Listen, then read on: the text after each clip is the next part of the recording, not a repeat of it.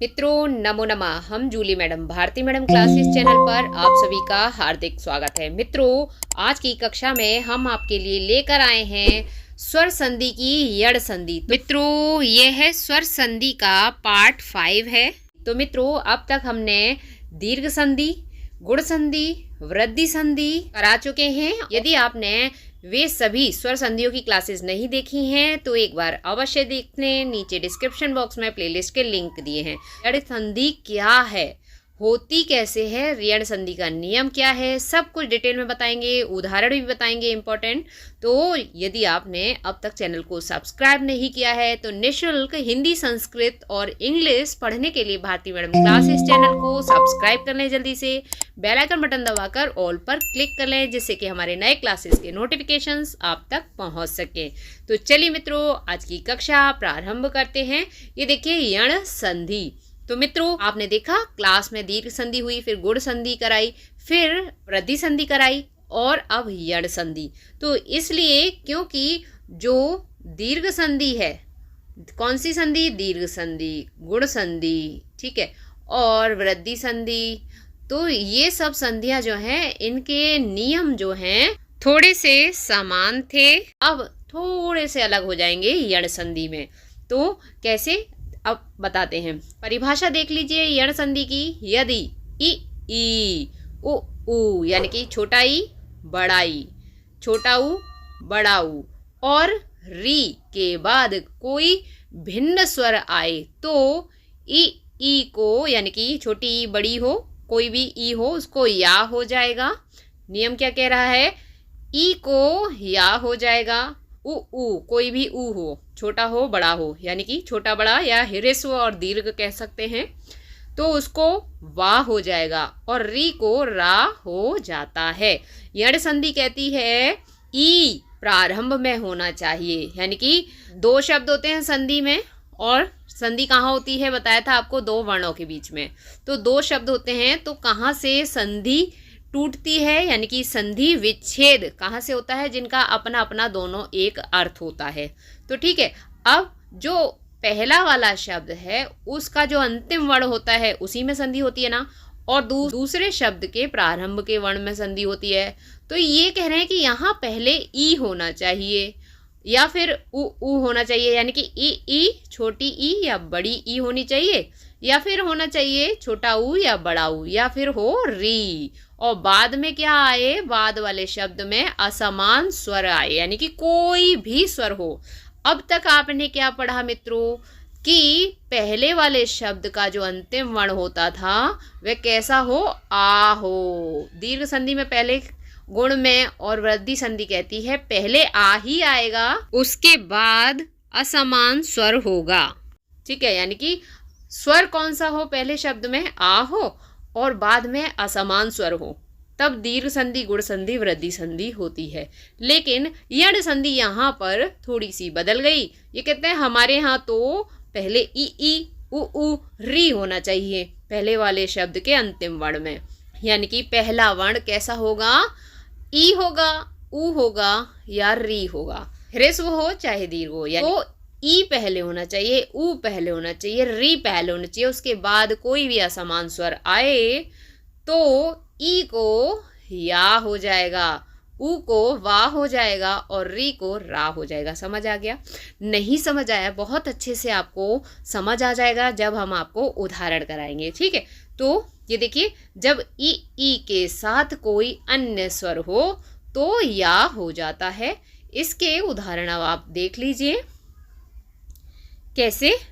ई पहले हो, अब हमारा शब्द है अत्यधिक, अति धन अधिक, तो अति में क्या है, छोटी ई, फिर अधिक में क्या है, आ, यानी कि आप देख रहे हैं अब तक दीर्घ संधि, गुण संधि, वृद्धि संधि में आ इधर होता था, असमान कोई भी स्वर इधर होता था। अलग अलग संधि होती थी, दीर्घ होती थी, गुण होती थी, वृद्धि होती थी, ठीक है, नियम अनुसार। लेकिन यण संधि कहती है कि यहाँ ई होना चाहिए पहले। तो देखिए ई आ गया, बाद में कोई भी असमान स्वर हो तो यहाँ पर आ है, ठीक है, आ स्वर आ गया तो क्या हो जाएगा, ई ओ या हो जाएगा। और आप देख रहे हैं इसीलिए बना अत्यधिक, या दिख रहा है आपको यहाँ पर? तो बस आप उदाहरण से समझ गए। ऐसे ही अगला उदाहरण है अर्थी, अभ्यर्थी बना। अभी और अर्थी, अभी में क्या है? छोटी ई, और अर्थी में आ, तो क्या बन गया? या बन गया। अब अगले और भी उदाहरण देख लीजिए। पर्यटन, पर्यटन शब्द है और उनमें कौन कौन से दो शब्द हैं? परि और अटन, इन दो शब्दों से मिलकर बना है। परि में ई आ रहा है और अटन का आ क्या हो गया? या, पर्यटन। ठीक है, इसी तरह पर्यावरण, पर्यावरण, ई को या हो रहा है ना, आप देख रहे हैं ई को या हो जाएगा, चाहे यहाँ आ हो या कोई दूसरा स्वर हो, लेकिन ई को या ही होगा आदेश। ठीक है, प्रत्यय, तो प्रत्यय। ठीक है, अब आप समझ गए ना। अब इसी तरह से इसके यही उदाहरण इस तरह से आते हैं। अब दूसरा नियम क्या है? प्रारंभ में क्या हो? उ हो। ठीक है, तो उसके बाद कोई अन्य स्वर आएगा तो वा हो जाएगा, ई को या हो जाएगा। यही कहा ना, या। और यहाँ कह रहे हैं ऊ होगा तो उसको क्या हो जाएगा? वा हो जाएगा। तो अब ये वा के उदाहरण देख लीजिए, यानी कि ऊ के उदाहरण। स्वस्ति बना है, कैसे? सु अस्ति, सु में क्या है? ऊ, कौन सा? छोटा ऊ, ऋस्व ऊ है ना, और अस्ति का आ, और उसके बाद बना स्वस्ति, यानी कि वाह हो गया यहाँ पर। सुआगत, सुवागत, स्वागत शब्द बना। ठीक है, ऊ को क्या आदेश हो गया? वा आदेश हो गया। ठीक है, अब अनुईक्षा, अन्वीक्षा, वाह बन गया है ना, तो अन्वीक्षा बन गया। ठीक है, इस तरह से। अब वधु आगमन, यहाँ देख रहे हैं बड़े ऊ का उदाहरण है ये। उसके बाद कौन सा स्वर आ रहा है? बड़ा आ रहा है, तो क्या बना?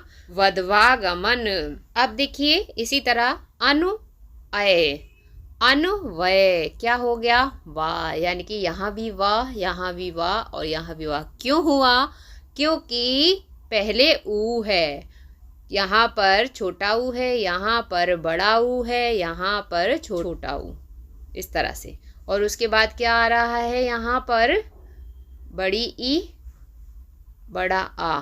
क्या कहा? कोई भी असमान स्वर, यानी कि कोई भी स्वर हो सकता है, लेकिन ऊ को क्या आदेश हो जाएगा? वाह हो जाएगा। तो हो गया ना, यहाँ पर ऊ को वाह आदेश हो गया, अन्वीक्षा बना, वधवागमन बना और अन्वय बना। अब आई होप आपको बहुत अच्छे से समझ आ गई होगी यण संधि और ये उदाहरण भी। ठीक है, अगर क्लास पसंद आ रही है मित्रों तो एक लाइक और एक कमेंट अवश्य करें। साथ ही साथ ये भी लिखें कि आपको हमारी पढ़ाई हुई क्लास कैसी लगती है, आपकी जूली मैम का पढ़ाना आपको पसंद आता है तो आप कमेंट कर सकते हैं। और मित्रों, हिंदी विषय की किसी भी टॉपिक पर क्लास चाहिए तो आप कमेंट बॉक्स में कमेंट कर दें, हम क्लास आपके लिए लेकर आएंगे। और अब तक चैनल को सब्सक्राइब नहीं किया है तो जल्दी से चैनल को सब्सक्राइब कर लें। चलिए, अब तीसरा नियम क्या बताया था यण संधि का, कि री के बाद यानी कि री आएगा तो उसके साथ कोई भी असमान स्वर आए बाद में तो रा हो जाएगा। री को क्या आदेश हो जाएगा? रा। ठीक है, तो उदाहरण देखिए, मातृ आज्ञा, मात्राज्ञा बना। ठीक है, मातृ आदेश, मात्रादेश, इस तरह से। ठीक है, तो ये री के उदाहरण हैं, आप देख लीजिए। और पितृ आज्ञा, इसके लिमिटेड उदाहरण होते हैं, मातृ आदेश, मात्रादेश। ठीक है, और पितृ आज्ञा, पित्राज्ञा, पितृ आनंद, पित्रानंद। ठीक है, क्या है यहाँ पर? देख रहे हैं आप, री है, री को रा आदेश हो जाता है, री को रा आदेश हो गया। ठीक है, तो इस तरह से। तो अब मित्रों, हम आपको यण संधि की एक लाइन में पहचान बता देते हैं, ट्रिक बता देते हैं। ट्रिक यही है, पहचान यही है कि यण संधि का पहला वर्ण ई से प्रारंभ होता है। ई होगा, ऊ होगा या री होगा, तो उसको या व रा हो जाता है। ई को या, ऊ को वा और री को रा हो जाता है। बाकी दीर्घ संधि, गुण संधि, वृद्धि संधि में पहला वर्ण आ होता है, दूसरा कोई अन्य स्वर होता है। तो बस इस पहचान को याद रखिए। शब्द को देखकर सबसे पहले संधि विच्छेद कीजिए, फिर देखिए कि शब्द में पहले ई ऊ री तो नहीं आ रहा। अगर ई ऊ री हुआ तो यण संधि, और आ आया तो दीर्घ होगी या गुण होगी या वृद्धि होगी, अयादि भी हो सकती है। तो मित्रों, दीर्घ, गुण, वृद्धि, अयादि संधि की ट्रिक पहचान देखने के लिए उन सभी क्लासों को आप एक बार अवश्य देखें, तो उन संधियों को भी आप नहीं भूलेंगे। ठीक है मित्रों, तो इस पहचान को याद रखें, आप कभी नहीं भूलेंगे। यड़ संधि, यड़ संधि की पहचान है ई ऊ री का पहले आना। बस ये पहचान याद रखिए हमेशा, यण संधि कभी नहीं भूलेंगे। मित्रों, नीचे डिस्क्रिप्शन बॉक्स में हिंदी की सभी क्लासेस के प्लेलिस्ट के लिंक दिए हैं और इससे पहले की सभी संधियों की सभी क्लासेस के प्लेलिस्ट के भी लिंक दिए हैं। तो एक बार आप चैनल पर विजिट अवश्य करें, उन लिंकों पर क्लिक करके आप सभी क्लासेस देख सकते हैं और डेली हिंदी, संस्कृत, इंग्लिश पढ़ने के लिए भारती मैडम क्लासेस चैनल को सब्सक्राइब कर लें। साथ ही साथ हमारे चैनल पर एनसीईआरटी सॉल्यूशन संस्कृत का प्रोवाइड कराया जा रहा है। हम पढ़ा रहे हैं NCERT Sanskrit 6th, 7th, 8th। तो अगर वह बच्चे हैं, छात्र हैं, तो चैनल को सब्सक्राइब कर लें। उनके लिए भी सॉल्यूशन अब फुल चैप्टर्स के साथ आ रहा है। तो मित्रों, क्लास पसंद आई है, एक लाइक और एक कमेंट अवश्य करें अपनी जूली मैम को। साथ ही साथ चैनल को सब्सक्राइब नहीं किया है तो जल्दी से चैनल को सब्सक्राइब करें। तो मित्रों, स्वस्थ रहिए, मुस्कुराते रहिए, पढ़ते रहिए, पढ़ाते रहिए, सबको करके दिखाते रहिए और अपना अनुभव बढ़ाते रहिए।